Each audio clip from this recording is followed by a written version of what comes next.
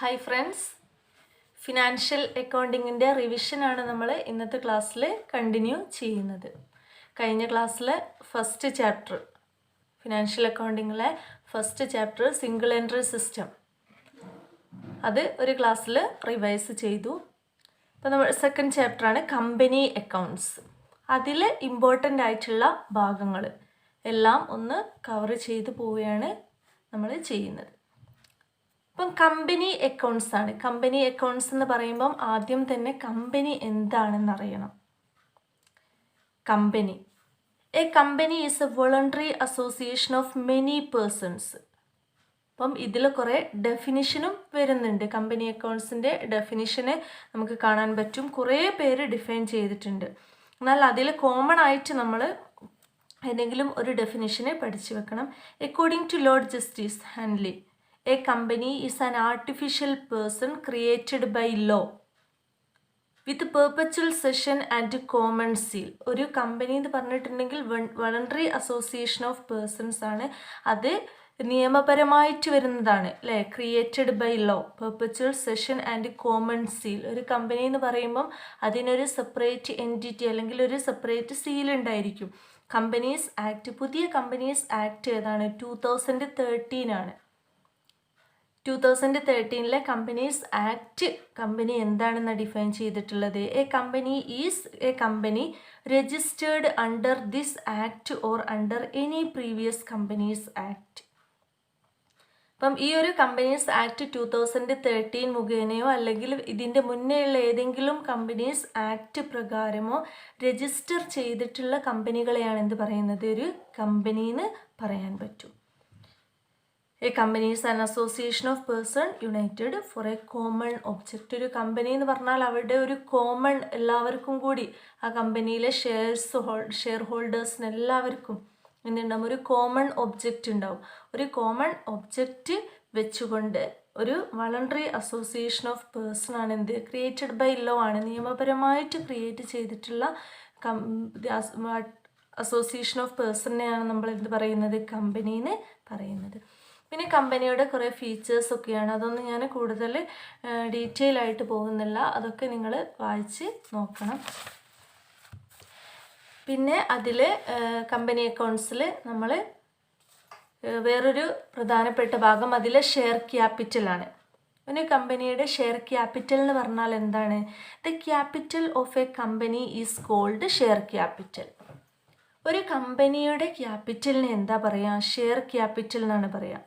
The share capital of a company is divided into small and equal units. Each unit is called share. അപ്പം ഒരു കമ്പനിയുടെ capital മൂലധനമാണ് എന്ത്? Share capital എന്ന് പറയാം.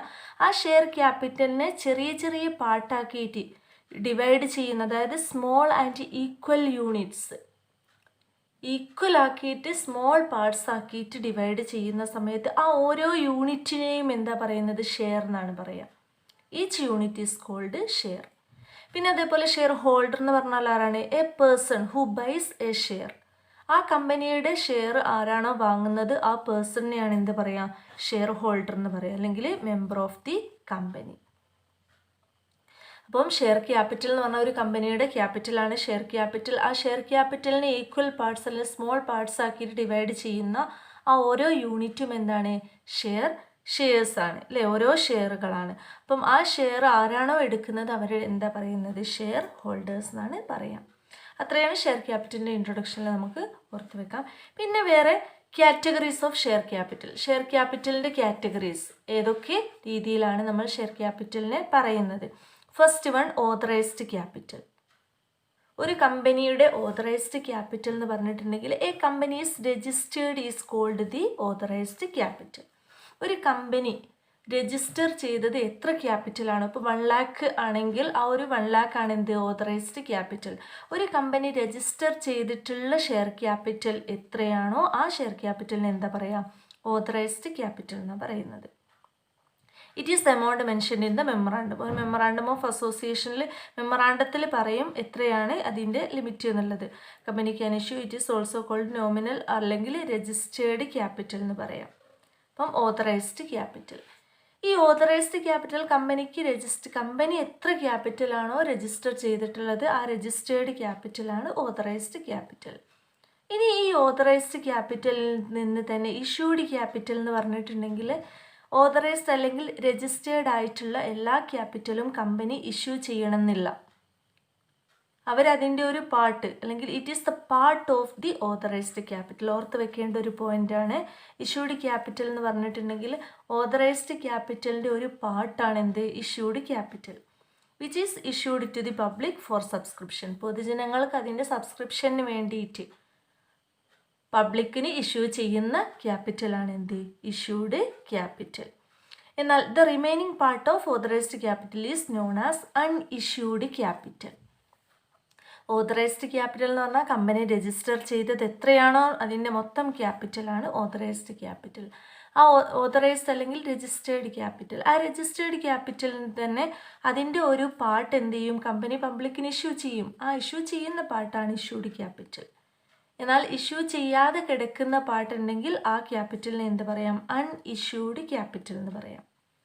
പിന്നെ അതിൽ നിന്ന് തന്നെ ഇഷ്യൂ ചെയ്ത ക്യാപിറ്റൽ എല്ലാം പബ്ലിക്കിന് കൊടുത്തിട്ടുള്ള അല്ലെങ്കിൽ ഇഷ്യൂ ചെയ്തിട്ടുള്ള ക്യാപിറ്റൽ എല്ലാം പബ്ലിക് എന്താവണമെന്നില്ല, പൊതുജനങ്ങൾ സബ്സ്ക്രൈബ് ചെയ്തിടണമെന്നില്ല അല്ലേ. എന്താണ് subscribed capital? It is the portion of issued capital. പബ്ലിക്കിന് ഇഷ്യൂ ചെയ്ത് ക്യാപിറ്റലാണ് ഇഷ്യൂഡ് ക്യാപിറ്റൽ എന്ന് പറഞ്ഞു. ആ ഇഷ്യൂഡ് ക്യാപിറ്റലിൻ്റെ ഒരു പോർഷനാണ് എന്ത് subscribed capital, which is subscribed by the public. Public എത്രയാണോ സബ്സ്ക്രൈബ് ചെയ്യുക എന്ന് പറഞ്ഞാൽ എത്ര ഷെയർ വേണമെന്ന് പബ്ലിക് പൊതുജനങ്ങൾ അല്ലെങ്കിൽ പറഞ്ഞിട്ടുണ്ടോ ആ ഒരു ക്യാപിറ്റലിനെയാണ് എന്ത് പറയുക സബ്സ്ക്രൈബ്ഡ് ക്യാപിറ്റൽ എന്ന് പറയാം. If all shares are fully subscribed by the public, subscribed capital will be the same and issued capital. എന്നാൽ കമ്പനി ഇഷ്യൂ ചെയ്ത ക്യാപിറ്റൽ എല്ലാം പബ്ലിക് സ്വീകരിച്ചിട്ടുണ്ടെങ്കിൽ സബ്സ്ക്രൈബ് ചെയ്തിട്ടുണ്ടെങ്കിൽ എന്താണ് അവിടെ ഇഷ്യൂഡ് ക്യാപിറ്റലിന് സെയിം ആയിരിക്കും സബ്സ്ക്രൈബ്ഡ് ക്യാപിറ്റലും. The balance of issued capital is called unsubscribed capital. അപ്പം പബ്ലിക് സബ്സ്ക്രൈബ് ചെയ്തിട്ടുണ്ടെങ്കിൽ അതാണ് സബ്സ്ക്രൈബ്ഡ് ക്യാപിറ്റൽ. സബ്സ്ക്രൈബ് ചെയ്യാത്ത പോർഷനാണ് എന്ത് അൺസബ്സ്ക്രൈബ്ഡ് ക്യാപിറ്റൽ. ഇനി അതേപോലെ കോൾഡ് അപ്പ് ക്യാപിറ്റൽ. പബ്ലിക് വേണമെന്ന് പറഞ്ഞിട്ടുണ്ടെങ്കിലും കമ്പനി എന്താവണമെന്നില്ല ഒരു ഇഷ്യൂ ചെയ്തിട്ടുണ്ടെങ്കിലും കമ്പനി പബ്ലിക്കിൽ നിന്നും ഇത്ര കമ്പനിയിലേക്ക് അടയ്ക്കാൻ പറയുന്ന എമൗണ്ടാണ് എന്ത് കോൾഡ് അപ്പ് ക്യാപിറ്റൽ. എത്രയാണോ കമ്പനി കോൾ ചെയ്തിട്ടുള്ളത് ക്യാപിറ്റലിൻ്റെ എമൗണ്ട് അതാണ് എന്ത് called up capital. It is the amount of subscribed capital which the director have called from the share holders. Share ഹോൾഡേഴ്സിൽ നിന്നും കമ്പനിയുടെ ഡയറക്ടേഴ്സ് എത്ര എമൗണ്ടിനാണ് വിളിച്ചിട്ടുള്ളത്, എത്ര എമൗണ്ടാണ് അടക്കാൻ പറഞ്ഞിട്ടുള്ളത്, ആ എമൗണ്ടിനെയാണ് എന്ത് പറയുന്നത് കോൾഡ് അപ്പ് ക്യാപിറ്റൽ എന്ന് പറയാം. It is the amount which the company has asked it share holders to pay. ഏതെങ്കിലും ഒരു പേഴ്സണ് കമ്പനിയിൽ നിന്നും ഷെയർ വാങ്ങിയിട്ടുണ്ടെങ്കിൽ ആ ഷെയറിൻ്റെ എമൗണ്ട് കമ്പനിയിലേക്ക് അടക്കാൻ പറയും. അപ്പം അടക്കാൻ പറയുന്നത് എത്രയാണോ അതാണ് കോൾഡ് അപ്പ് ക്യാപിറ്റൽ. അതാണ് പറഞ്ഞിട്ടുള്ളത് asked it share holder to pay. ആ ഒരു ഷെയറിൻ്റെ ക്യാഷ് കൊടുക്കാൻ പറയും. A company may not require the full amount immediately on the shares subscribed by the public.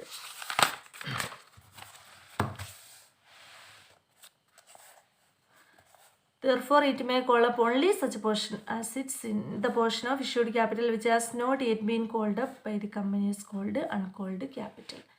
ഇപ്പം കമ്പനി എല്ലാ എമൗണ്ടും ഡയറക്ടേഴ്സ് ഷെയർ ഹോൾഡേഴ്സിനോട് ഒന്നിച്ചടക്കാൻ പറയണമെന്നില്ല. ആ കോൾ ചെയ്യുന്നത് എത്രയാണോ അതാണ് എന്ത് കോൾഡ് അപ്പ് ക്യാപിറ്റൽ. ഇങ്ങനെ കോൾ ചെയ്യാതെ കിടക്കുന്നതാണ് എന്ത് ഷെയർസ് ആണ് എന്ത് ഷെയർ ക്യാപിറ്റൽ ആണ് എന്ത് അൺകോൾഡ് ക്യാപിറ്റൽ. പിന്നെ അതേപോലെ paid up capital. Paid up capital means it is the portion of called up capital. ഓരോന്നും ഇങ്ങനെ അതിൻ്റെ അണ്ടറിൽ അങ്ങനെ പോരുകയാണ്. കോൾഡ് അപ്പ് ക്യാപിറ്റലിൻ്റെ ഒരു ഭാഗമാണ് എന്ത് പെയ്ഡ് അപ്പ് ക്യാപിറ്റൽ. പബ്ലിക്കിനോട് ഷെയർസിൻ്റെ എമൗണ്ട് കമ്പനിയിലേക്ക് അടക്കാൻ പറഞ്ഞിട്ടുണ്ടെങ്കിലും എല്ലാ ഷെയർ ഹോൾഡേഴ്സിനും ആ ഒരു സമയത്ത് തന്നെ കമ്പനിയിലേക്ക് ഷെയറിൻ്റെ വാല്യൂ എമൗണ്ട് അടക്കാൻ കഴിഞ്ഞോളണമെന്നില്ല.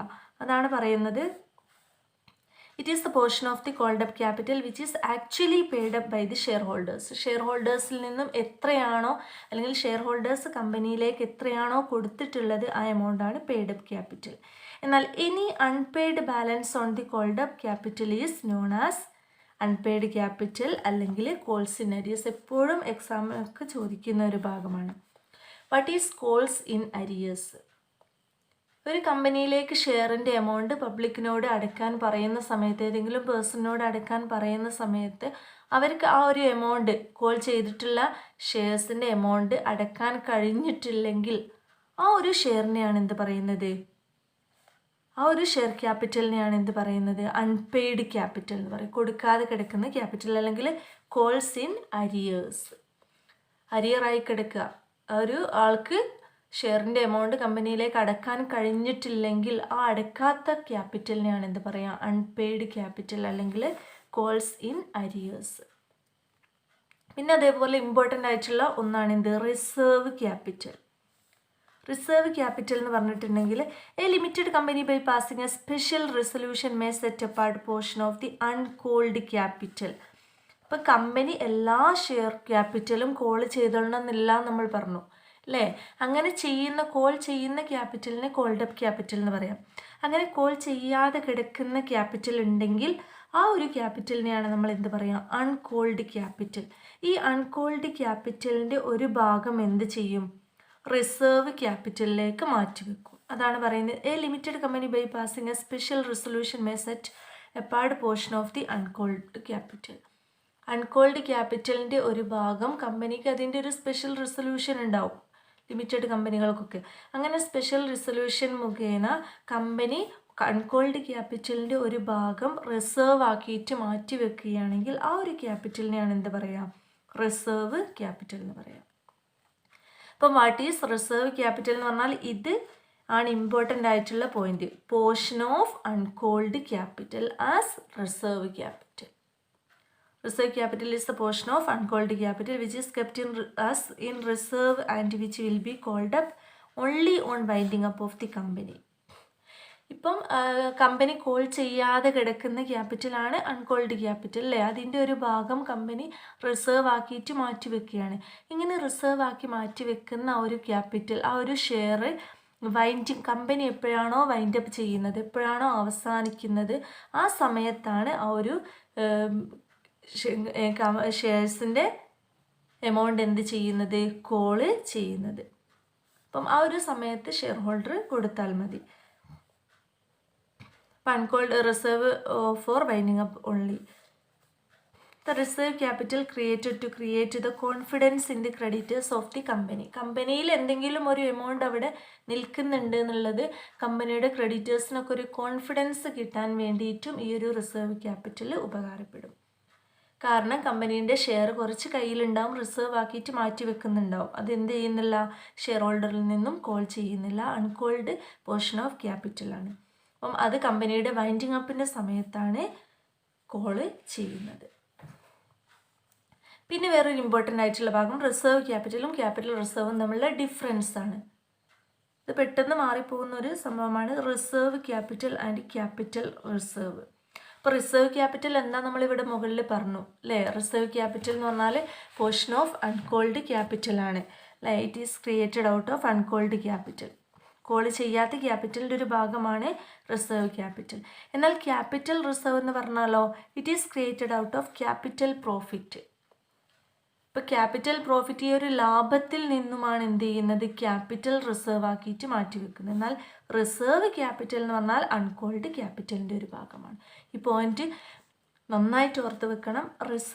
റിസർവ് ആദ്യം തുടങ്ങുന്നത് അൺകോൾഡ് ക്യാപിറ്റലിൻ്റെ ഭാഗമാണ്, അല്ലെങ്കിൽ അൺകോൾഡ് ക്യാപിറ്റലിൻ്റെ ഭാഗത്തു നിന്നും ക്രിയേറ്റ് ചെയ്തതാണ് റിസർവ് ക്യാപിറ്റൽ. എന്നാൽ ക്യാപിറ്റൽ റിസർവ് എന്ന് പറഞ്ഞാൽ ക്യാപിറ്റൽ പ്രോഫിറ്റിൻ്റെ ഭാഗമാണ് ക്യാപിറ്റൽ റിസർവ്. പിന്നെ reserve capital it is not disclosed in balance sheet of the company. It may be shown as note to the balance sheet. Balance ഷീറ്റിൽ എന്ത് ചെയ്യുന്നില്ല? ഡിസ്ക്ലോസ് അല്ലെങ്കിൽ കാണിക്കുന്നില്ല ഈ ഒരു സംഭവം. It may be shown as note to balance sheet, note to the balance sheet. Balance ഷീറ്റിൽ അത് റിസർവ് ക്യാപിറ്റലിന് ജസ്റ്റ് നോട്ട് ചെയ്യുക മാത്രമാണ് ചെയ്യുന്നത്. പിന്നെ it is shown on the liability side of the balance sheet under the heading reserves and surplus. എന്നാൽ capital reserve എന്ന് പറയുന്ന item balance ഷീറ്റിൽ എടുക്കുന്നുണ്ട്. ലയബിലിറ്റി സൈഡിൽ റിസർവ്സ് ആൻഡ് സർപ്ലസ് എന്നുള്ളതിൻ്റെ അണ്ടറിൽ എടുക്കുന്നതാണ് ക്യാപിറ്റൽ റിസർവ്. എന്നാൽ റിസർവ് ക്യാപിറ്റൽ ബാലൻസ് ഷീറ്റിൽ ഷോ ചെയ്യുന്നില്ല. പിന്നെ ഈ ഒരു റിസർവ് ക്യാപിറ്റൽ കമ്പനി എപ്പോഴാണോ വൈൻഡ് അപ്പ് ചെയ്യുന്നത്, എപ്പോഴാണോ അവസാനിക്കുന്നത്, ആ സമയത്താണ് യൂസ് ചെയ്യുന്നത്. എന്നാൽ ക്യാപിറ്റൽ റിസർവോ ഇപ്പം കമ്പനിയുടെ ഏതൊരു സമയത്തും can be used at any time during the life of the company. കമ്പനിയുടെ ലൈഫിൽ ഏത് സമയത്തും ക്യാപിറ്റൽ റിസർവ് യൂസ് ചെയ്യാം. എന്നാൽ റിസർവ് ക്യാപിറ്റൽ വൈൻഡിങ് അപ്പിൻ്റെ സമയത്ത് മാത്രമേ ഉപയോഗിക്കുന്നുള്ളൂ. പിന്നെ it cannot be used to write off capital losses. Company wind up ചെയ്യുന്ന സമയത്ത് മാത്രമേ അൺകോൾഡ് ക്യാപിറ്റലിൻ്റെ ഭാഗമായിട്ടുള്ള റിസർവ് ക്യാപിറ്റൽ യൂസ് ചെയ്യുന്നുള്ളൂ എന്ന് പറഞ്ഞു. അതുകൊണ്ട് തന്നെ കമ്പനിയുടെ ക്യാപിറ്റൽ ലോസ് നികത്താനോ അതേപോലെ ബോണസ് ഷെയർ ഇഷ്യൂ ചെയ്യാനോ ഒന്നും റിസർവ് ക്യാപിറ്റൽ യൂസ് ചെയ്യുന്നില്ല. എന്നാൽ ക്യാപിറ്റൽ ലോസ് വന്നിട്ടുണ്ടെങ്കിൽ അത് നികത്താൻ ക്യാപിറ്റൽ റിസർവിൽ നിന്ന് എന്ത് ചെയ്യാം, എടുക്കാം. അപ്പം it can be utilised to issue bonus shares. Capital loss നികത്താനും ഷെയർ ഹോൾഡേഴ്സിന് ബോണസ് ഷെയർ ഇഷ്യൂ ചെയ്യാനും എല്ലാം, അല്ലെങ്കിൽ എംപ്ലോയീസിനൊക്കെ ആണെങ്കിലും ബോണസ് ഷെയർ ഇഷ്യൂ ചെയ്യാനൊക്കെ ക്യാപിറ്റൽ റിസർവ് യൂസ് ചെയ്യാം. എന്നാൽ റിസർവ് ക്യാപിറ്റൽ യൂസ് ചെയ്യുന്നില്ല. ഇത്തരം ഇമ്പോർട്ടൻ്റ് ആയിട്ടുള്ള കുറച്ച് പോയിൻറ്റ്സുകൾ ഡിഫറൻസിൽ മസ്റ്റാണ് എക്സാമിന് പോകുന്ന സമയത്ത് പഠിച്ചു വെക്കണം എന്നുള്ളത്. It is not compulsory to create reserve capital.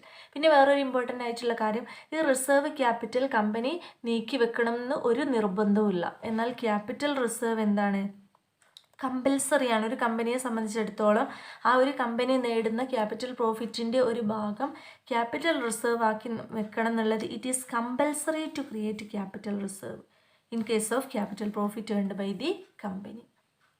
അപ്പം രണ്ടും തമ്മിലുള്ള ഡിഫറൻസ് വെരി വെരി ഇമ്പോർട്ടൻ്റ് ആണ്.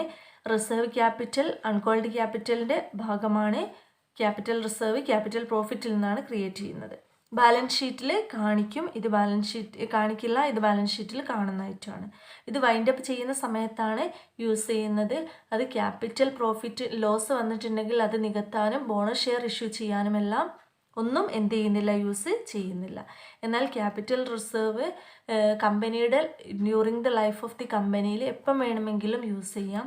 ക്യാപിറ്റൽ ലോസ് വരുന്ന സമയത്തും ബോണസ് ഷെയർ ഇഷ്യൂ ചെയ്യാനും എല്ലാം യൂസ് ചെയ്യുന്നതാണ് ക്യാപിറ്റൽ റിസർവ്, അല്ലെങ്കിൽ യൂസ് ചെയ്യാൻ ക്യാപിറ്റൽ റിസർവ് ഉപയോഗിക്കാം. ഇത്രയും ഡിഫറൻസുകൾ ഓർത്ത് വെക്കാം. പിന്നെ ടൈപ്സ് ഓഫ് ഷെയർസ് ആണ്. ഇപ്പോൾ ഷെയർ എന്താണെന്ന് നമ്മൾ പറഞ്ഞു അല്ലേ. കമ്പനിയുടെ ഷെയർ ക്യാപിറ്റലിനെ സ്മോൾ പാർട്സ് ആക്കിയിട്ട് ഡിവൈഡ് ചെയ്യും. ഓരോ യൂണിറ്റിനെയും എന്താ പറയുന്നത്, ഷെയർ എന്നാണ് പറയുക. ആ ഷെയർസുകൾ ഏതൊക്കെ തരത്തിലുണ്ട്? പ്രധാനമായിട്ടും 2 ടൈപ്സ് ഓഫ് ഷെയർസ് ആണ് നമ്മൾ പഠിച്ചിട്ടുണ്ട്. Preference shares and equity shares ആണ്. അപ്പം പ്രിഫറൻസ് ഷെയർ എന്ന് പറഞ്ഞിട്ടുണ്ടെങ്കിൽ ഷെയർ ഇഷ്യൂ ചെയ്യും, അല്ലെങ്കിൽ അതിലെ പ്രിഫറൻസ് ഷെയർ ഹോൾഡേഴ്സിന് ചില പ്രിഫറൻഷ്യൽ റൈറ്റ്സ് ഉണ്ടാവും. ഇക്വിറ്റി ഷെയർസിനുള്ളതിലും ഒന്നും കൂടെ മുൻഗണനയുള്ള ഷെയർ ഹോൾഡേഴ്സാണ് എന്ത്, പ്രിഫറൻസ് ഷെയർ ഹോൾഡേഴ്സ്.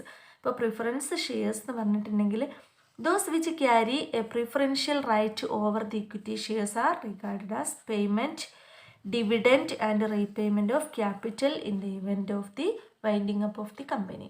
ഒരു കമ്പനി വൈൻഡ് അപ്പ് ചെയ്യുന്ന സമയത്തും ആ ഒരു എമൗണ്ട് റീപേ ചെയ്യുന്ന സമയത്തും പ്രോഫിറ്റ് ഡിവൈഡ് ചെയ്യുന്ന സമയത്തുമെല്ലാം പ്രിഫറൻസ് ഷെയർസിൻ്റെ ഭാഗം കൊടുത്തതിന് ശേഷം ബാക്കിയുള്ളത് എന്ത് ചെയ്യുന്നുള്ളൂ, ഇക്വിറ്റി ഷെയർസ് എടുക്കുന്നുള്ളൂ, ഇക്വിറ്റി ഷെയർ ഹോൾഡേഴ്സ് എടുക്കുന്നുള്ളൂ. അപ്പോൾ പല പ്രിഫറൻഷ്യൽ റൈറ്റും ഉള്ള ഷെയർസിനെയാണ് എന്ത് പറയുന്നത്, പ്രിഫറൻസ് ഷെയർ എന്ന് പറയാം.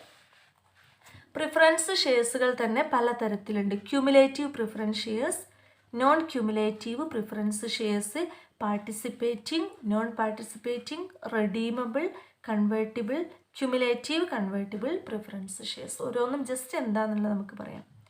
ക്യുമുലേറ്റീവ് പ്രിഫറൻസ് ഷെയർ എന്ന് പറഞ്ഞിട്ടുണ്ടെങ്കിൽ എന്താണ്, ഡിവിഡൻറ്റുകളൊക്കെ അരിയേഴ്സ് ആയിട്ട് കിടക്കും, അവിടെ ക്യുമുലേറ്റീവായിട്ട് കിടക്കും. ഒരു വർഷം ഡിവിഡൻറ്റ് കൊടുത്തിട്ടില്ലെങ്കിൽ അതും കൂടി നെക്സ്റ്റ് ഇയറിൽ ക്യുമുലേറ്റീവായിട്ട് കൊടുക്കുന്നുണ്ട്. അത്തരം പ്രിഫറൻസ് ഷെയർസ് ആണ് എന്ത്, cumulative preference shares. Non cumulative preference shares എന്ന് പറഞ്ഞിട്ടുണ്ടെങ്കിൽ the arrears of dividend do not accumulate.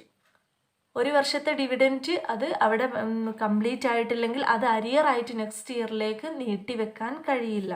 അങ്ങനെ നീട്ടിവെക്കാത്ത അക്യുമുലേറ്റ് ആവാത്ത പ്രിഫറൻസ് ഷെയർസ് ആണ് എന്ത്, നോൺ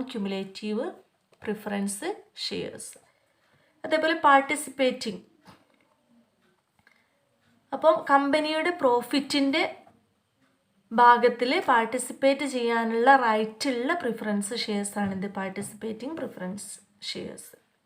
അപ്പം surplus profit left after paying A reasonable rate of dividend on equity shares.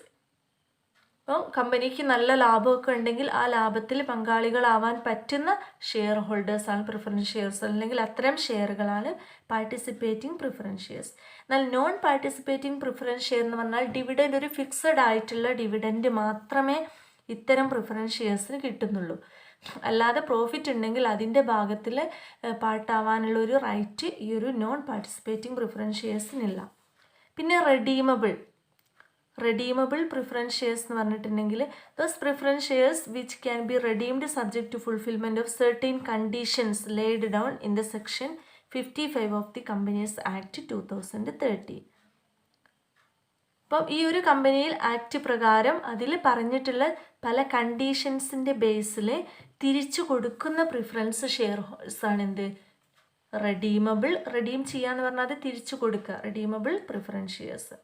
Convertible preference shares എന്ന് പറഞ്ഞിട്ടുണ്ടെങ്കിൽ ഇപ്പം എന്തെങ്കിലും ഒരു എന്താ പറയുന്ന specified date according to the terms of issue right to conversion into equity shares.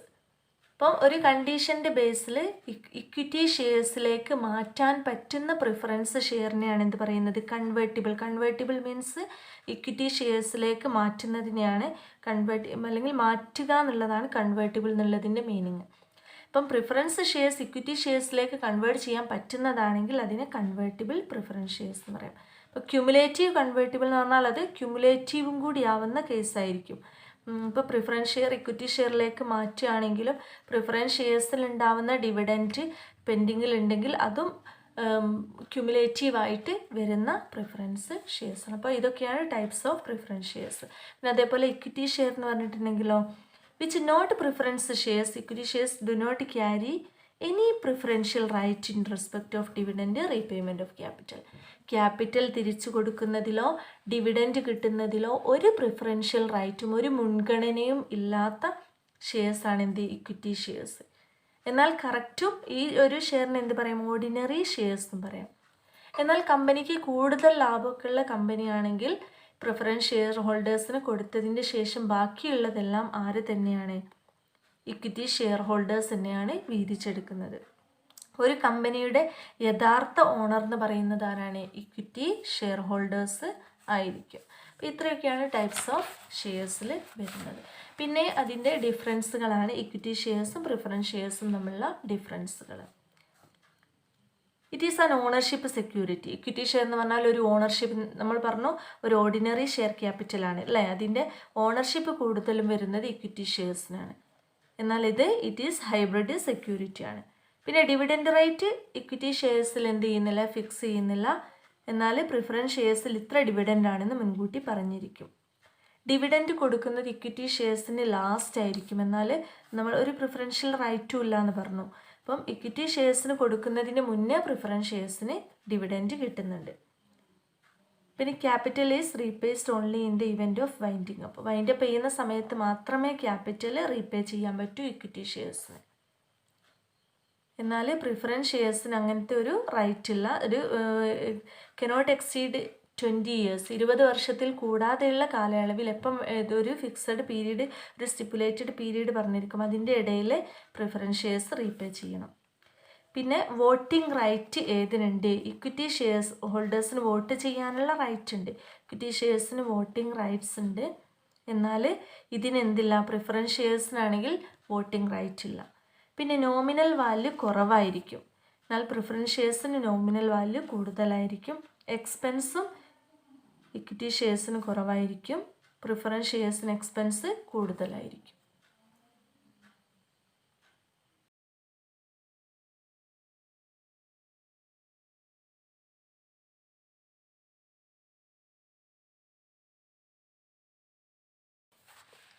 പിന്നെ ഒരു ഭാഗത്ത് എക്സാമിന് റിപ്പീറ്റ് ചെയ്ത് ചോദിക്കുന്ന ഒരു ഭാഗമാണ് sweat equity shares. What is sweat equity? അതിൽ നമ്മൾ ഓർത്ത് വെക്കേണ്ടത് sweat equity share is an equity share issued by the company to the employees അല്ലെങ്കിൽ directors at a discount or consideration other than cash for providing known as or making available right in the nature of intellectual property right or value addition.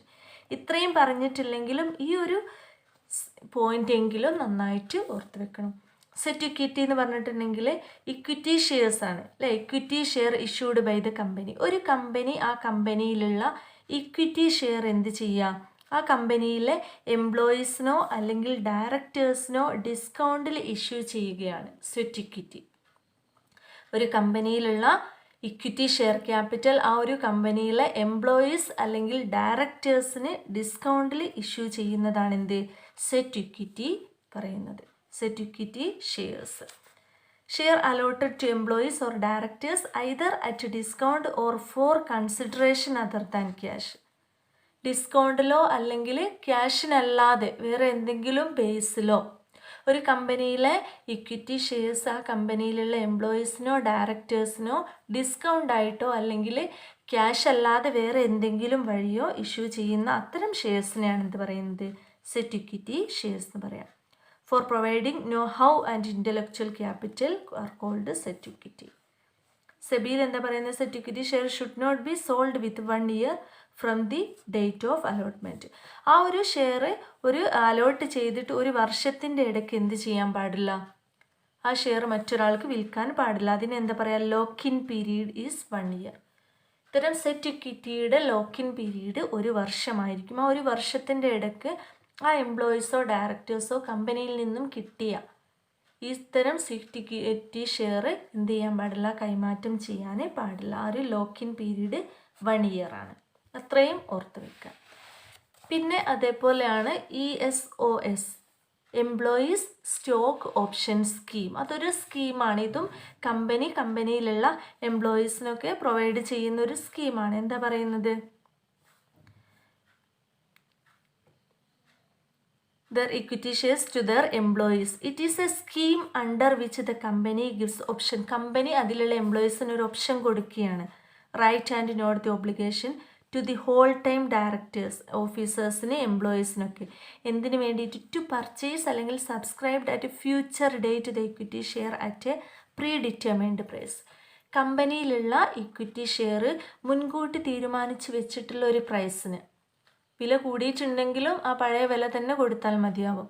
അങ്ങനെ equity share ഒരു future ഡേറ്റിൽ pre determined പ്രൈസിന് എടുത്തോളാം അല്ലെങ്കിൽ എടുക്കാനുള്ള ഒരു ഓപ്ഷന്, കമ്പനിയിലുള്ള share അവർക്ക് pre determined പ്രൈസിൽ future ഡേറ്റിൽ എടുക്കാനുള്ള ഒരു റൈറ്റ് അല്ലെങ്കിൽ ഒരു സ്കീം കമ്പനിയിലുള്ള എംപ്ലോയീസിനോ ഡയറക്ടേഴ്സിനോ ഒക്കെ പ്രൊവൈഡ് ചെയ്യുന്ന അത്തരം ഒരു സ്കീമിനെയാണ് എന്ത് പറയുക, എംപ്ലോയീസ് സ്റ്റോക്ക് ഓപ്ഷൻ സ്കീം എന്ന് പറയുന്നത്. പിന്നെ അതിൻ്റെ ഒബ്ജക്റ്റീവ്സ് ഒക്കെ വരുന്നുണ്ട്.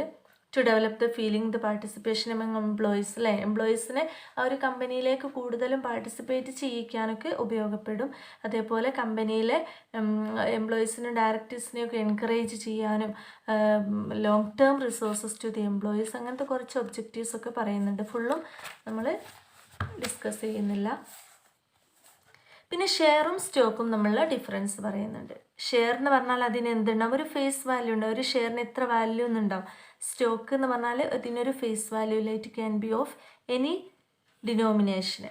It may be fully paid or partly paid. ഷെയറിൻ്റെ ക്യാഷ് കൊടുക്കുന്നതുണ്ടാവും അല്ലെങ്കിൽ കൊടുക്കാതെ കിടക്കുന്ന ഷെയർ ഉണ്ടാവും, നമ്മൾ പറഞ്ഞു.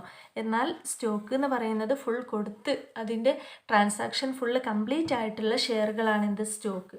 സ്റ്റോക്ക് എന്ന് പറഞ്ഞാൽ തന്നെ എന്താണ്, ബണ്ടിൽ ഓഫ് ഷെയർസ് ആണ്. കുറേ ഷെയറുകളുടെ ഒരു സ്റ്റോക്കാണ് നമ്മളിതിൽ ഇതുകൊണ്ട് റെപ്രസെൻ്റ് ചെയ്യുന്നത്. പിന്നെ it can issued by directly എന്ത് ചെയ്യാൻ പറ്റും, ഷെയർ ഇഷ്യൂ ചെയ്യാൻ പറ്റും. എന്നാൽ ഒരു സ്റ്റോക്ക് ഒന്നിച്ച് എന്ത് ചെയ്യാൻ പറ്റില്ല, നേരിട്ട് ഇഷ്യൂ ചെയ്യാനേ കഴിയില്ല. പിന്നെ it can be issued by the കമ്പനിയാണ് ഇഷ്യൂ ചെയ്യുന്നത്. Only limited companies can convert their shares into stock. ഇപ്പം ലിമിറ്റഡ് കമ്പനീസ് അവരുടെ ഷെയർ എന്ത് ചെയ്യാണ്, സ്റ്റോക്കിലേക്ക് കൺവേർട്ട് ചെയ്യാണ്. ഇവിടെ കമ്പനി നേരിട്ട് ഇഷ്യൂ ചെയ്യുകയാണ് ഷെയറുകൾ. ഇറ്റ് ഈസ് ഓൾവേസ് രജിസ്റ്റേർഡ് ആയിരിക്കും. എന്നാൽ ഇറ്റ് മേ ബി രജിസ്റ്റേർഡ് അല്ലെങ്കിൽ അൺരജിസ്റ്റേർഡ് ആയിരിക്കും. ഇനി നമ്മൾ പറയുന്നത് ഇഷ്യൂ ഓഫ് ഷെയർസ് ആണ്. ഷെയർ ഇഷ്യൂ ചെയ്യുന്നത് ഏതൊക്കെ തരത്തിലാണെന്ന്. ഇപ്പോൾ ഇഷ്യൂ ഓഫ് ഷെയർസിൽ പ്രധാനമായിട്ടും private placement, right issue, public issue. Main ഡിവിഷനാണ് private placement, right issue and public issue. ഈ പബ്ലിക് ഇഷ്യൂ തന്നെ ഇനീഷ്യൽ പബ്ലിക് ഓഫറും ഓഫർ ഫോർ സെയിലും വരുന്നുണ്ട്. അപ്പം എന്താണ് പ്രൈവറ്റ് പ്ലേസ്മെൻറ്റ്, അതേപോലെ എന്താണ് right issue, what is public issue, ഇതൊക്കെ ഇമ്പോർട്ടൻ്റ് ആയിട്ടുള്ള ഭാഗം തന്നെയാണ്. എന്താണ് പ്രൈവറ്റ് പ്ലേസ്മെൻറ്റ് എന്ന് പറഞ്ഞിട്ടുണ്ടെങ്കിൽ, private company cannot issue a prospectus, hence it is usually raise capital by private placement. അപ്പോൾ ഒരു പ്രൈവറ്റ് കമ്പനിയെ സംബന്ധിച്ചിടത്തോളം പ്രൈവറ്റ് കമ്പനികൾക്ക് പ്രോസ്പെക്ടസ് ഇഷ്യൂ ചെയ്യാൻ കഴിയില്ല. പബ്ലിക് കമ്പനികളാണ് എന്ത് ചെയ്യുന്നത്, പബ്ലിക്കിന് പ്രോസ്പെക്ടസ് ഇഷ്യൂ ചെയ്യുന്നത്. ഇത്തരം കേസിൽ it is usually raise its capital by private placement. A public company can also raise its capital by placing the share privately and without inviting public for subscription of its shares. അപ്പോൾ private placement is the issue of securities of company direct to one investor or small group of investors. Private placement ഉദ്ദേശിക്കുന്നത് ആ ഒരു കമ്പനിയുടെ share issue ചെയ്യുന്നത് എങ്ങനെയാണ്, direct to one investor അല്ലെങ്കിൽ A small group of investors. അവർ പബ്ലിക്കിന് prospectus ഇറക്കിക്കൊണ്ടല്ല private placement നടത്തുന്നത്. എങ്ങനെയാണ്, പബ്ലിക്കിന് പ്രോസ്പെക്ടസ് കൊടുക്കാതെ ഏതെങ്കിലും ഒരു ഇൻവെസ്റ്റർക്ക് ഒന്നിച്ച് ഡയറക്റ്റായിട്ട് ഇഷ്യൂ ചെയ്യാം, അല്ലെങ്കിൽ ഒരു സ്മോൾ ഗ്രൂപ്പ് ഓഫ് ഇൻവെസ്റ്റേഴ്സിന്. കുറച്ച് പേര് പ്രൈവറ്റ് ആയിട്ടുള്ള ആൾക്കാർ ഞങ്ങൾ എടുത്തോളാം എന്ന് പറഞ്ഞിട്ട് ഒരു സ്മോൾ ഗ്രൂപ്പ്സ് ഓഫ് ഇൻവെസ്റ്റേഴ്സോ അല്ലെങ്കിൽ ഒരു ഇൻവെസ്റ്റേഴ്സോ കമ്പനിയുടെ ഷെയർ എടുക്കുന്നതാണ് എന്ത്, private placement. Generally the investors R financial institutions. സാധാരണയായിട്ട് അത് ഫിനാൻഷ്യൽ ഇൻസ്റ്റിറ്റ്യൂഷൻസോ അല്ലെങ്കിൽ അതർ എക്സിസ്റ്റിംഗ് കമ്പനീസോ സെലക്റ്റഡ് പ്രൈവറ്റ് പേഴ്സൺസോ അല്ലെങ്കിൽ ഫ്രണ്ട്സ്, റിലേറ്റീവ്സ് ഓഫ് പ്രൊമോട്ടേഴ്സ്, ഇവരൊക്കെ ആയിരിക്കും പ്രധാനമായിട്ടും പ്രൈവറ്റ് പ്ലേസ്മെൻറ്റ് നടത്തുന്നത്. പബ്ലിക്കിന് പ്രോസ്പെക്ടസ് ഇറക്കാതെ ഏതെങ്കിലും ഒരൊറ്റ ഇൻവെസ്റ്റേഴ്സിനോ ഒരു സ്മോൾ ഗ്രൂപ്പ് ഓഫ് ഇൻവെസ്റ്റേഴ്സിനോ ഒരു കമ്പനിയുടെ ഷെയർ പ്രൊവൈഡ് ചെയ്യുന്നുണ്ടെങ്കിൽ അതിനെയാണ് എന്ത് പറയുന്നത്, അത്തരം ഷെയറുകളാണ് പ്രൈവറ്റ് പ്ലേസ്മെൻറ്റ് പറയുന്നത്, അല്ലെങ്കിൽ അതിനെയാണ് പ്രൈവറ്റ് പ്ലേസ്മെൻറ്റ് ഓഫ് ഷെയർസ് എന്ന് പറയുന്നത്. പിന്നെ അതിൽ വേറെ പോയിന്റ് ഇമ്പോർട്ടൻ്റ് ആയിട്ടുള്ള രണ്ടാമത്തെ right issue. A right issue is a cheap way of raising finance. It is an issue of shares to the existing shareholders in proportion to their existing shareholding. അപ്പം right issue എന്ന് പറയുന്നത് നിലവിലുള്ള share ഹോൾഡേഴ്സിന് അവരുടെ നിലവിലുള്ള ഷെയറിൻ്റെ proportion അനുസരിച്ചിട്ട് share issue ചെയ്യാം. In a right issue no prospectus is issued. അപ്പം സെറ്റ് ഇക്വിറ്റി എന്ന് പറഞ്ഞിട്ടുണ്ടെങ്കിൽ എംപ്ലോയീസിനോ ഡയറക്ടേഴ്സിനോ ഒക്കെ ഡിസ്കൗണ്ടിൽ കമ്പനിയിലുള്ള ഇക്വിറ്റി ഷെയർ കൊടുക്കുന്നതാണ്. എന്നാൽ റൈറ്റ് ഇഷ്യൂ എന്ന് പറഞ്ഞിട്ടുണ്ടെങ്കിലോ ആ കമ്പനി അതിലുള്ള നിലവിലുള്ള ഷെയർ ഹോൾഡേഴ്സിന് ആദ്യം ഒരു മുൻഗണന കൊടുക്കുകയാണ്, ഒരു റൈറ്റ് കൊടുക്കുകയാണ്. നിലവിലുള്ള ഷെയർ ഹോൾഡേഴ്സ് അതാണ് ഇവിടെ ഏറ്റവും ഇമ്പോർട്ടൻ്റ് ആയിട്ടുള്ള പോയിന്റ്. റൈറ്റ് ഇഷ്യൂവിൽ shares to the existing share holders. Existing share holders means നിലവിലുള്ള ഷെയർ ഹോൾഡേഴ്സ്. എങ്ങനെയാണ് അവർക്ക് ഷെയർ ഇഷ്യൂ ചെയ്യുന്നത്, in proportion to their existing share holding, അവരുടെ നിലവിലുള്ള ഷെയറിൻ്റെ പ്രൊപ്പോർഷൻ വെച്ചുകൊണ്ട്. ഇപ്പോൾ കൂടുതൽ ഷെയർ എടുത്ത ആൾക്ക് കൂടുതൽ അതിൻ്റെ പ്രൊപ്പോർഷൻ അനുസരിച്ച് ഷെയർ പുതിയത് എടുക്കാൻ പറ്റും. അങ്ങനെ ആ രീതിയിൽ അവരുടെ പ്രൊപ്പോർഷൻ ഓഫ് എക്സിസ്റ്റിംഗ് ഷെയറിനനുസരിച്ചിട്ട് നിലവിലുള്ള ഷെയർ ഹോൾഡേഴ്സിന് കൊടുക്കുന്ന ഷെയർസാണ് എന്ത്, റൈറ്റ് ഇഷ്യൂ. പിന്നെ അതേപോലെ പബ്ലിക് ഇഷ്യൂ എന്ന് പറഞ്ഞാലോ, public means selling of share security to the public by issue of prospectus. കമ്പനിയുടെ വിവരങ്ങളെല്ലാം അടങ്ങിയിട്ടുള്ള പ്രോസ്പെക്ടസ് ഇറക്കിക്കൊണ്ട് പൊതുജനങ്ങൾക്ക് ഷെയർ ഇഷ്യൂ ചെയ്യുന്നതാണ് എന്ത്, പബ്ലിക് ഇഷ്യൂ. അത് തന്നെ രണ്ട് തരത്തിൽ പറഞ്ഞു, ഇനീഷ്യൽ പബ്ലിക് ഓഫറും ഓഫർ ഫോർ സെയിലും. ഇനീഷ്യൽ പബ്ലിക് ഓഫർ എന്ന് പറഞ്ഞാൽ ഇനീഷ്യലാണ്, അത് ഫസ്റ്റ്ലി ആണ്. This is method of raising securities which a company sells shares or stock to the general public for the first time. ഇതാണ് അതിലെ ഇമ്പോർട്ടൻറ്റ്. ഒരു കമ്പനി അതിൻ്റെ ഒരു ഷെയർ ഫസ്റ്റ് ടൈമിൽ തന്നെ പബ്ലിക്കിന് ഇഷ്യൂ ചെയ്യുന്നതാണ് ഇനീഷ്യൽ പബ്ലിക് ഓഫർ. എന്നാൽ ഓഫർ ഫോർ സെയിൽ എന്ന് പറഞ്ഞിട്ടുണ്ടെങ്കിൽ instead of offering shares directly to the public by the company itself offers through the intermediaries. അതിൽ ഒരു ഇടനിലക്കാർ വരുന്നുണ്ട് എന്തിന്, ഓഫർ ഫോർ സെയിൽ. അത് സെയിൽ ചെയ്യാനുള്ള ഒരു ഓഫർ കൊടുക്കുകയാണ്. അപ്പം ഇൻ്റർമീഡിയറി മുഖേനയാണത് പബ്ലിക്കിന് ഇഷ്യൂ ചെയ്യുന്നത്. മർച്ചൻ്റ് ബാങ്ക്സ് ആയിരിക്കാം, ഇഷ്യൂ ഹൗസസ് ആയിരിക്കാം, അതേപോലെ ഇൻവെസ്റ്റ്മെൻറ്റ് ബാങ്ക് ആയിരിക്കാം, എന്തെങ്കിലും ഫേമോ ബ്രോക്കേഴ്സോ ഇത്തരം ഇൻ്റർമീഡിയറീസ് മുഖേന കമ്പനിയുടെ ഷെയർ പൊതുജനങ്ങൾക്ക് കൊടുക്കുകയാണ് ഓഫർ ഫോർ സെയിൽ. എന്നാൽ ഇനിഷ്യൽ പബ്ലിക് ഓഫറിൽ കമ്പനി ഫസ്റ്റ് ടൈമിൽ തന്നെ ഡയറക്റ്റ്ലി ആയിട്ട് എന്ത് ചെയ്യാണ്, പബ്ലിക്കിന് ഷെയർ ഇഷ്യൂ ചെയ്യാം. പിന്നെ കമ്പനി ഇഷ്യൂ ചെയ്യുന്നതിനുള്ള കുറച്ച് പ്രൊസീജിയേഴ്സ് പറയുന്നുണ്ട്. അതിൽ ഫസ്റ്റ് തന്നെ മെർച്ചൻ്റ് ബാങ്ക്സ് ആണെങ്കിൽ പ്രോസ്പെക്ടസ് ഇറക്കുന്നതും അല്ലേ, selection of merchant banks, prospectus ഇറക്കുക, പിന്നെ എന്ത് ചെയ്യുക, ഷെയർ ഹോൾഡേഴ്സിൽ നിന്നും അപ്ലിക്കേഷൻ സ്വീകരിക്കുക, പിന്നെ share allotment of shares to the applicants, allotment, പിന്നെ ഫസ്റ്റ് അലോട്ട്മെൻറ്റ് ഏതാണോ ആ ഒരു അലോട്ട്മെൻറ്റുകളൊക്കെ വെച്ചുകൊണ്ട് ഇഷ്യൂ ഓഫ് ഷെയർ സർട്ടിഫിക്കറ്റ്സ്. പിന്നെ അതിൽ വേറൊരു ഇമ്പോർട്ടൻ്റ് ആയിട്ടുള്ള കാര്യം മിനിമം സബ്സ്ക്രിപ്ഷൻ. മിനിമം സബ്സ്ക്രിപ്ഷന്, ഓവർ സബ്സ്ക്രിപ്ഷന്, അണ്ടർ സബ്സ്ക്രിപ്ഷനൊക്കെ നമ്മൾ പറയുന്നുണ്ട്. ഇപ്പം മിനിമം സബ്സ്ക്രിപ്ഷൻ എന്ന് പറഞ്ഞാൽ ഒരു കമ്പനിയിൽ രജിസ്റ്റർ ചെയ്ത് ഇത്രയും capital, amount of capital fixed by the directors to the raise from the members by way of subscription. അപ്പം ആർട്ടിക്കിൾസിൽ പറഞ്ഞിരിക്കും no allotment of shares can be made unless minimum subscription is raised from the application of 90%. അപ്പം minimum subscription എന്ന് പറഞ്ഞാൽ company issue ചെയ്തിട്ടുള്ള capital അതിൻ്റെ ഒരു ഇത്ര ഒരു 90% എങ്കിലും ആൾക്കാർ പബ്ലിക് സബ്സ്ക്രൈബ് ചെയ്തിരിക്കണം. അത് ചെയ്തെങ്കിലേ കമ്പനിക്ക് എന്ത് ചെയ്യാൻ പറ്റൂ, അതിൻ്റെ ഷെയർ അലോട്ട്മെൻറ്റ് ചെയ്യാനും അത് ആ ഷെയർ കോൾ ചെയ്യാനൊക്കെയുള്ള നിയമമുള്ളൂ. അപ്പോൾ 90%, മിനിമം 90% എങ്കിലും ഇഷ്യൂ ചെയ്യുന്ന ക്യാപിറ്റൽ പബ്ലിക് എന്ത് ചെയ്തിരിക്കണം, സബ്സ്ക്രൈബ് ചെയ്തിരിക്കണം. ആ ഒരു സബ്സ്ക്രിപ്ഷനെയാണ് എന്ത് പറയുന്നത്, മിനിമം സബ്സ്ക്രിപ്ഷൻ എന്ന് പറയാം. പിന്നെ അത്തരം മിനിമം സബ്സ്ക്രിപ്ഷനൊക്കെ കിട്ടിയിട്ടുണ്ടെങ്കിൽ എന്ത് ചെയ്യുക, കമ്പനി ഷെയർ അലോട്ട് ചെയ്യും, പിന്നെ അത് കോൾ ചെയ്യും, അതിൽ നിന്നും കമ്പനി ഷെയറിന് ക്യാപിറ്റൽ എടുക്കുകയാണ് ചെയ്യുന്നത്.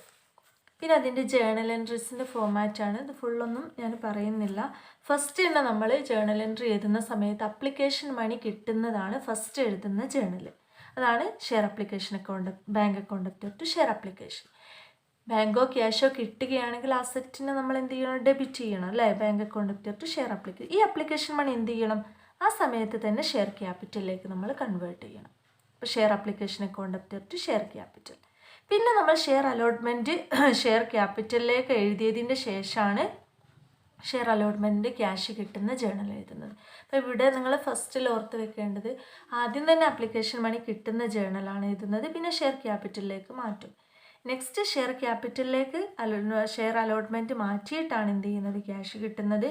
പിന്നെയുള്ള ഫസ്റ്റ് കോളും ഫൈനൽ കോളും എല്ലാം അങ്ങനെ തന്നെയാണ്. ഫസ്റ്റ് നമ്മൾ share first call account to share capital എന്നുള്ള ജേണൽ എഴുതും, പിന്നെയാണ് cash account to share first call അല്ലെങ്കിൽ ഷെയർ അലോട്ട്മെൻറ്റ് എല്ലാം ബാങ്കിൽ നിന്നുള്ളത് നമ്മൾ നെക്സ്റ്റ് ഷെയർ ക്യാപിറ്റലിലേക്ക് മാറ്റി ജേണൽ എഴുതിയതിൻ്റെ ശേഷം വരുന്ന ജേണൽ എൻട്രീസ് ആണ്. എന്നാൽ ഫസ്റ്റ് അപ്ലിക്കേഷൻ മണീൻ്റെ കേസ് അങ്ങനെയല്ല. ഫസ്റ്റ് തന്നെ അപ്ലിക്കേഷൻ കിട്ടിയിട്ടാണ് എന്ത് ചെയ്യുന്നത്, ഇത് ഷെയർ ക്യാപിറ്റലിലേക്ക് എഴുതുന്നത്.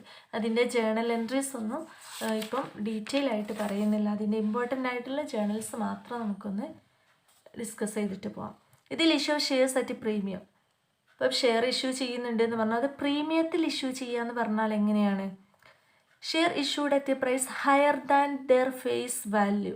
ഇപ്പം 10 രൂപയുള്ള ഒരു ഷെയർ 12 രൂപയ്ക്കാണ് കമ്പനിക്ക് കൊടുക്കുന്നതെങ്കിൽ അതെന്താണ്, issue of shares at premium ആണ്. ഇപ്പോൾ ഫേസ് വാല്യൂവിലും കൂടുതലാണ് ഇഷ്യൂ പ്രൈസ് എങ്കിൽ അതിനെ എന്ത് പറയാം, issue of shares at premium എന്ന് പറയാം. പിന്നെ പ്രീമിയത്തിൽ ഇഷ്യൂ ചെയ്യുമ്പോഴുള്ള ജേണൽ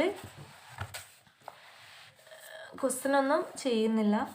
ഷെയർ അപ്ലിക്കേഷൻ മണി കിട്ടുന്ന സമയത്ത് share application account to premium ആയിട്ട് വരുന്നുണ്ടെങ്കിൽ premiums reserve account to bank.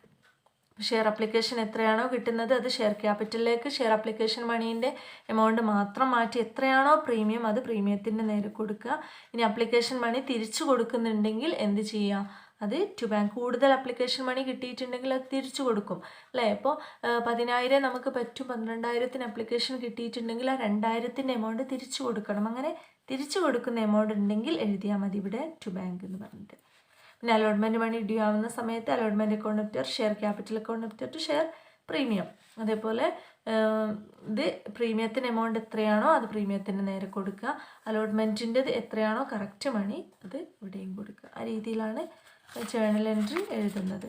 പിന്നെ ഇതിൽ ഫോർഫീച്ചർ ഓഫ് ഷെയർസ് ഒക്കെയാണ് പിന്നെ ഇമ്പോർട്ടൻ്റ് ആയിട്ടുള്ളത് വരുന്നത്. അതേപോലെ ഫ്രാക്ഷൻ ഓഫ് ഷെയർസ്. ഫ്രാക്ഷൻ എന്ന് പറഞ്ഞാൽ എന്താണ്? Refers two unit of shares that less than 1 full share. ഒരു ഫുൾ ഷെയറിലും ചെറിയ വാല്യൂ, ഒരു ഷെയറിനെ തന്നെ വീണ്ടും ഡിവൈഡ് ചെയ്യുകയാണെങ്കിൽ അതിനെ എന്ത് പറയാം? ഫ്രാക്ഷൻ ഓഫ് ഷെയർസ് എന്ന് പറയാം. എന്താ പറയുന്നത്? Two unit of shares that less than 1 full share. ഒരു ഫുൾ ഷെയറിലും കുറവ്, ഒരു ഹാഫ് ഷെയർ അല്ലെങ്കിൽ കാൽ ഷെയർ എന്നൊക്കെ പറയില്ലേ, ക്വാർട്ടൈൽ ഷെയർ, അതൊക്കെയാണ് ഫ്രാക്ഷൻ ഓഫ് ഷെയർസ് എന്ന് പറഞ്ഞാൽ. ഇത് നമുക്ക് എന്ത് ചെയ്യാൻ പറ്റില്ല? Aboard from stock split, bonus shares and similar corporate actions. Fraction shares cannot be acquired from the stock മാർക്കറ്റിൽ നിന്നും ഇത്തരം ഫ്രാക്ഷൻ ഷെയർ വാങ്ങാൻ കഴിയില്ല. ഒരു ഷെയർ ആയിട്ടോ 2 ഷെയർ ആയിട്ടോ ഒക്കെ വാങ്ങാൻ പറ്റും. ഒരു ഷെയറിലും കുറവ് എന്ന് പറഞ്ഞിട്ട് നമുക്ക് സ്റ്റോക്ക് മാർക്കറ്റിൽ നിന്ന് കിട്ടിയില്ല. They have valued to investors but they are difficult to sell. ഇപ്പോൾ ഒരു ഷെയർ ഫുള്ളില്ലെങ്കിൽ അത് വിൽക്കാനും ബുദ്ധിമുട്ടായിരിക്കും. അപ്പോൾ less than 1 unit of shares ആണ് എന്ത്? ഫ്രാക്ഷൻ ഓഫ് ഷെയർസ് എന്ന് പറഞ്ഞിട്ടുണ്ടെങ്കിൽ. പിന്നെ ഓവർ സബ്സ്ക്രിപ്ഷനും അണ്ടർ സബ്സ്ക്രിപ്ഷനും ഒക്കെ വരുന്നുണ്ട്. ഓവർ സബ്സ്ക്രിപ്ഷൻ എന്ന് പറഞ്ഞിട്ടുണ്ടെങ്കിൽ എന്ത് ചെയ്യാണ്? നമ്മുടെ application money, sometimes the application for shares received will be more than the number of share issued. Issue ചെയ്തിട്ടുള്ള ഷെയറിലും കൂടുതൽ അപ്ലിക്കേഷൻ മണി കിട്ടുകയാണെങ്കിൽ അതെന്താണ്? ഓവർ സബ്സ്ക്രിപ്ഷനാണ്. ഇപ്പോൾ കമ്പനി 10,000 ഷെയർ ഇഷ്യൂ ചെയ്യുന്നുള്ളൂ, എന്നാൽ ഒരു 15,000 ഷെയറിനുള്ള അപ്ലിക്കേഷൻ മണി കിട്ടി. ആദ്യം തന്നെ കമ്പനിക്ക് ഷെയർ ഇഷ്യൂ ചെയ്യുമ്പം അപ്ലിക്കേഷൻ മണി കിട്ടുന്നതിൽ നിന്നാണ് തുടങ്ങുന്നത് അല്ലേ? ആദ്യം തന്നെ അപ്ലിക്കേഷൻ മണി അയച്ചുകൊണ്ടാണ് ഷെയർ വേണമെന്ന് പറഞ്ഞിട്ട് റിക്വസ്റ്റ് ചെയ്യുന്നത്. ഈ അപ്ലിക്കേഷൻ മണി 10,000 ഷെയർ ഇഷ്യൂ ചെയ്യാനുള്ളൂ, എന്നാൽ 15,000ത്തിൻ്റെ അപ്ലിക്കേഷൻ മണി കിട്ടുകയാണെങ്കിൽ അതെന്താണത്? ഓവർ സബ്സ്ക്രിപ്ഷനാണ്. എന്നാൽ 10,000 ഷെയർ ഇഷ്യൂ ചെയ്തു, അതിൽ 9,000ത്തിൻ്റെതേ അപ്ലിക്കേഷൻ മണി കിട്ടിയിട്ടുള്ളൂവെങ്കിൽ അതെന്താണ്? Under subscription. നമ്മൾ വിചാരിച്ച അത്രയും പബ്ലിക് എന്ത് ചെയ്തിട്ടില്ല? സബ്സ്ക്രൈബ് ചെയ്തിട്ടില്ല, വേണമെന്ന് പറഞ്ഞിട്ടില്ല. വേണമെന്ന് പറഞ്ഞിട്ടുണ്ടെങ്കിലാണ് അപ്ലിക്കേഷൻ മണി കിട്ടുക. അങ്ങനെ കുറവാണ് അപ്ലിക്കേഷൻ മണി കിട്ടുന്നതെങ്കിൽ അണ്ടർ സബ്സ്ക്രിപ്ഷനും, കൂടുതലാണ് കിട്ടുന്നതെങ്കിൽ ഓവർ സബ്സ്ക്രിപ്ഷനുമാണ് വരുന്നത്. പിന്നെ അതിൽ ഒരു ചാപ്റ്ററിൽ നമുക്ക് കോൾസ് ഇൻ അരിയേഴ്സ് നമ്മൾ പറഞ്ഞിരുന്നു. Some share holders may fail to pay the allotment money അല്ലെങ്കിൽ കോൾ മണി. കമ്പനി അലോട്ട്മെൻറ്റ് മണിയും കോൾ മണിയും എല്ലാം കമ്പനിയിലേക്ക് അടയ്ക്കാൻ വേണ്ടി ഷെയർ ഹോൾഡേഴ്സിന് പറയുന്ന സമയത്ത് അല്ലെങ്കിൽ കോൾ ചെയ്യുന്ന സമയത്ത് ആ ഷെയർ ഹോൾഡർ എമൗണ്ട് കൊടുക്കാൻ ഫെയിലാവുകയാണെങ്കിൽ, ആ ഷെയർ ഹോൾഡർക്ക് കമ്പനിയിലേക്ക് ക്യാഷ് അടയ്ക്കാൻ കഴിഞ്ഞിട്ടില്ലെങ്കിൽ അത്തരം ഷെയർ ഹോൾഡേഴ്സ്, അത്തരം ഷെയറിനെയാണ് എന്ത് പറയുന്നത്? കോൾസ് ഇൻ അരിയേഴ്സ് എന്ന് പറയുന്നത്. പറയുന്നത് റിമൈനിങ് അൺപെയ്ഡ് ഓൺ അലോട്ട്മെൻറ്റ് അല്ലെങ്കിൽ on calls called calls in arrears. പിന്നെ അതേപോലെ കോൾസ് ഇൻ അഡ്വാൻസ്. അഡ്വാൻസ് എന്ന് പറഞ്ഞാൽ കോൾ ചെയ്യുന്നതിന് മുന്നേ, ഇപ്പോൾ അലോട്ട്മെൻറ്റിൻ്റെ കൂടെ തന്നെ ഫസ്റ്റ് കോൾ മണിയും കൂടി അഡ്വാൻസ് ആയിട്ട് ഷെയർ ഹോൾഡർ കമ്പനിയിലേക്ക് കൊടുത്തിട്ടുണ്ടെങ്കിൽ അതാണ് കോൾസ് ഇൻ അഡ്വാൻസ്. പിന്നെ അതിൽ ഒരു ഇമ്പോർട്ടൻ്റ് ആയിട്ടുള്ള ഏരിയ എന്ന് പറയുന്നത് ഫോർഫീച്ചർ ഓഫ് ഷെയർസ് ആണ്. ഒരു കമ്പനി ഷെയർ ഫോർഫീ ചെയ്യുക എന്ന് പറഞ്ഞാൽ കണ്ടുകെട്ടുകയാണ് അല്ലേ, ക്യാൻസൽ ചെയ്യുകയാണ്. when shareholders fail to pay the allotment money അല്ലെങ്കിൽ call money both on the date, is a share may be forfeited by the company. ഒരു ഷെയർ ഹോൾഡർക്ക് കമ്പനിയിലേക്ക് നമ്മൾ ഈ പറഞ്ഞതുപോലെ കോൾ മണിയോ ഫസ്റ്റ് കോൾ മണിയോ എന്താണെങ്കിലും ആ ഒരു ഷെയറിൻ്റെ എമൗണ്ട് കൊടുക്കാൻ കഴിഞ്ഞിട്ടില്ലെങ്കിൽ എന്ത് ചെയ്യും? കമ്പനി ആ ഷെയർ ഫോർഫീ ചെയ്യും. Only if it is authorised by the ആർട്ടിക്കിൾസിൽ പറഞ്ഞിട്ടുണ്ടാവും കമ്പനിയുടെ. Forfeiture of shares simply means cancellation of shares due to non payment of allotment. Company കൊടുക്കാത്ത ആ ഒരു പേയ്മെൻറ്റിന് എന്ത് ചെയ്യാണ്? ഷെയർ ക്യാൻസൽ ചെയ്യാണ്. Money or call money with a specified period. ഒരു ടൈം കൊടുക്കും, ആ ടൈമിൻ്റെ ഇടയ്ക്കും ഷെയർ ഹോൾഡർ ആ പണം അടയ്ക്കാൻ ഫെയിൽ ആവുകയാണെങ്കിൽ കമ്പനി എന്ത് ചെയ്യും? ആ ഷെയർ ക്യാൻസൽ ചെയ്യും. അതാണ് ഫോർഫീച്ചർ ഓഫ് ഷെയർസ് എന്ന് പറഞ്ഞിട്ടുണ്ടെങ്കിൽ. പിന്നെ ആ ഫോർഫീച്ച് ചെയ്ത ഷെയർ കമ്പനി എന്ത് ചെയ്യും? റീഇഷ്യൂ ചെയ്യും, മറ്റുള്ളവർക്ക് വേറെ ആർക്കെങ്കിലും വിൽക്കും. ഈ ഫോർഫീ ചെയ്യുന്ന സമയത്തുള്ള ജേണൽ എൻട്രിയാണ് ഇത്. ഇമ്പോർട്ടൻ്റ് ആണ്, എക്സാമിന് ചോദിക്കുന്ന ഭാഗമാണ്. ഇപ്പോൾ ഷെയർ ക്യാപിറ്റൽ എത്രയാണോ ടോട്ടൽ എമൗണ്ട് അല്ലേ കോൾ ചെയ്തിട്ടുള്ള amount. To share allotment with the unpaid amount on allotment. To share call with the unpaid amount on call. Forfeiture of shares with the amount paid. ഇവിടെ നമ്മൾ ഓർത്ത് വെക്കേണ്ടത് ഇപ്പോൾ allotment മണി മാത്രമാണ് ഫെയിലായതെങ്കിൽ ഇവിടെ ഷെയർ കോളിൽ നിന്ന് ഉണ്ടാവില്ല, വെറും അലോട്ട്മെൻറ്റ് മണിയിൽ നിന്ന് മാത്രമേ ഉണ്ടാവുള്ളൂ. ഈ ഫോർഫീച്ചർ ചെയ്യുന്നതിൻ്റെ നേരെ എഴുതേണ്ട എമൗണ്ട് കമ്പനിയിലേക്ക് ആ ഷെയർ ഹോൾഡർ ഇതുവരെ എത്ര എമൗണ്ട് കൊടുത്തിട്ടുണ്ടോ ആ എമൗണ്ടാണ് ഫോർഫീ ചെയ്യുന്നതിന് നേരെ എഴുതുന്ന എമൗണ്ട്. അപ്പം ഒരു ഷെയർ 10 രൂപയുള്ളൊരു ഷെയറിന് 4 രൂപയാണ് കമ്പനിയിലേക്ക് ഷെയർ ഹോൾഡർ അടിച്ചത്. 6 രൂപ ബാക്കിയുണ്ട് ഓരോ ഷെയറിനെ സംബന്ധിച്ചിടത്തോളം. അപ്പം ബാക്കിയുള്ളതാണ് എന്ത് ചെയ്യുന്നത്, ഏതാണോ അലോട്ട്മെൻ്റ് ആണോ കോളാണോ ഏതാണോ ബാക്കിയുള്ളത് ആ എമൗണ്ടാണ് ഇതിൻ്റെ നേരെ എഴുതുന്നത്.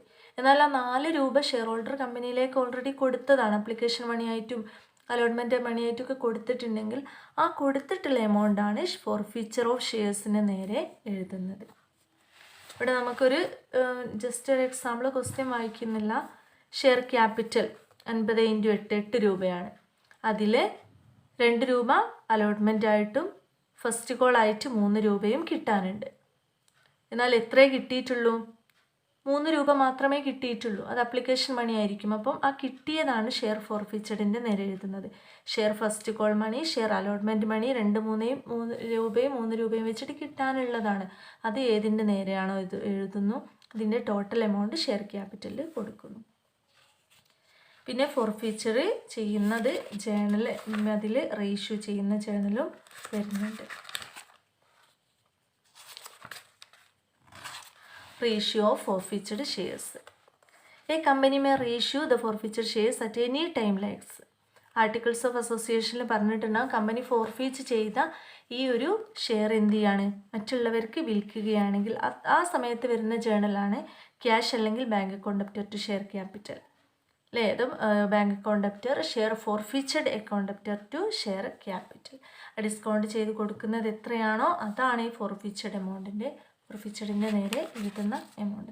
അപ്പം ഈ ഒരു കമ്പനി അക്കൗണ്ട്സിൽ ഇമ്പോർട്ടൻ്റ് ആയിട്ടുള്ള കുറച്ച് പാർട്ടുകളാണ് നമ്മൾ ഡിസ്കസ് ചെയ്ത് പോയിട്ടുള്ളത്. പ്രോബ്ലംസ് ഒന്നും ചെയ്തിട്ടില്ല. അത് നമ്മൾ ഈ പറഞ്ഞിട്ടുള്ള ജേണൽ എൻട്രീസ് ആണ് ഈ ഒരു ഭാഗത്ത് വരുന്നത്. അപ്പം ഇഷ്യൂ ചെയ്യുമ്പോഴും റീഇഷ്യൂ ചെയ്യുമ്പോഴും ഫോർഫീ ചെയ്യുന്ന സമയത്തും പ്രീമിയത്തിലാണെങ്കിലൊക്കെയുള്ള ജേണൽ എൻട്രീസിൻ്റെ ഫോർമാറ്റ് നന്നായിട്ട് പഠിച്ചു പോവുക. അതിനനുസരിച്ചായിരിക്കും ക്വസ്റ്റ്യൻ വരുന്നത്. അപ്പം ഇത്രയും ഭാഗങ്ങൾ നിങ്ങൾക്ക് മനസ്സിലായിട്ടുണ്ടാവും. നമുക്ക് നെക്സ്റ്റ് ചാപ്റ്ററും ഇതേപോലെ റിവിഷന് ചെയ്യാം. ഓക്കെ.